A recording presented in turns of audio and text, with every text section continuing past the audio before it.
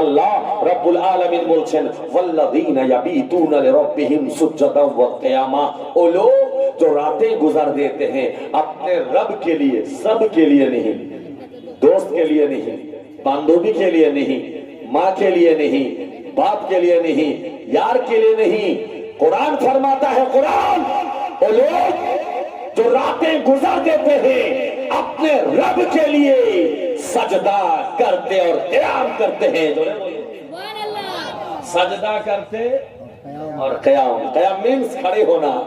কখনো কখনো শর্ট করে বাংলা থেকে বুঝি, আল্লাহ রাব্বুল আলামিন বলছেন ওই ব্যক্তিরা যারা আল্লাহর নৈকট্য লাভ করার জন্য, আল্লাহকে রাজি করার জন্য, আল্লাহকে খুশি করার জন্য কখনো কখনো রাত্রি জেগে জেগে দাঁড়িয়ে দাঁড়িয়ে ইবাদত করতেন, কখনো কখনো আল্লাহকে খুশি করার জন্য সাজদায় পড়ে পড়ে ইবাদত করতেন। জোরে বলুন সুবহানাল্লাহ। এ মুসলমান ভাইরা, ওরা কারা গো?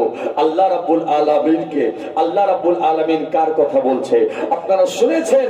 আমার গাউসে আজম কুতুবে রাব্বানী শেখ আব্দুল কাদের জিলানী 1-2 বছর নয় 40 বছর এশার উযুতে ফজরের নামাজ আদা করেছিলেন। জোরে বলুন সুবহানাল্লাহ। আল্লাহুস সামাদ, এ মা জননী, সমস্ত মহিলাদের, জান্নাতি নারীদের যিনি সরদারনি হবে, নবীর বেটি নন্দিনী, জান্নাতি খুঁটি মা ফাতেমা একটা সাজদা করেছে আল্লাহকে রাজি করার জন্য, একটা সাজদা করেছে খোদাকে রাজি করার জন্য। সাজদা এত লম্বা করেছে, এত লম্বা সাজদা করেছে, আল্লাহুস সামাদ সাজদায় তাসবিহ পড়তে পড়তে মজা চলে এসেছে, এত সুন্দর ভাবে দিল লাগিয়ে তাসবিহ পড়ছে, রাত খতম হয়ে যায়। হযরতে বেলাল, যে বেলালের আজানে আবু বকর সিদ্দিক সারা দেয়, বেলাল আজান দেয়, উসমানে গনি সারা দেয়, বেলাল আজান দেয়, হযরতে আলী যায়, বেলাল আজান দেয়, দো জাহানের নবী যায়। জোরে বলুন, ওই বেলাল মসজিদে নববীতে আজান দিচ্ছেন, আসসালাতু খায়রুম মিনান নাওম, আজানের আওয়াজ কানে আসলো। হযরতে ফাতেমা মাথা তুলে আল্লাহর দরবারে দু হাত তুলে দোয়া করছে, খোদা ইয়া রাব্বাল আলামিন, ওগো দয়াময়, আমি ফাতেমা সাজদা করেছিলাম মাওলা, ওগো আল্লাহ সাজদায় ছিলাম, তোমার রাত্রি এত ছোট, এত ছোট রাত, আল্লাহ আমি ফাতেমা, আমার একটা সাজদা পুরা হয় না। নবীর বেটি মা ফাতেমা জান্নাতের রানী, এই কথা তুমি তে নয় গো হাদিসের বাণী।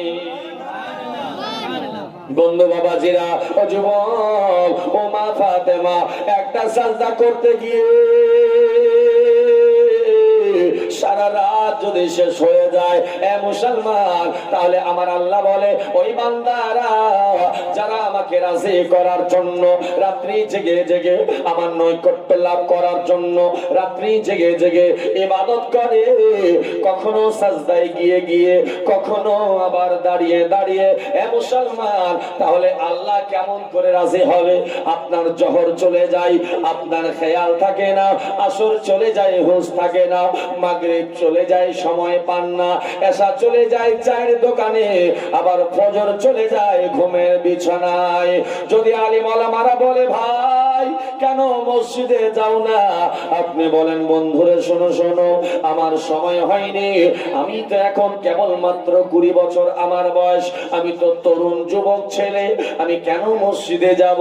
এ মুসলমান, সত্যি করে বলেন, আমরা মসজিদে নামাজ পড়তে যাই, বিভিন্ন জেলায় যেতে হয়, বেশিরভাগ মসজিদে দেখি ইমাম সাহেব সামনে, ইমামের পিছনে মুক্তাদি যারা সাদা সাদা চুল দাড়িওয়ালা, ঠিক না হযরত?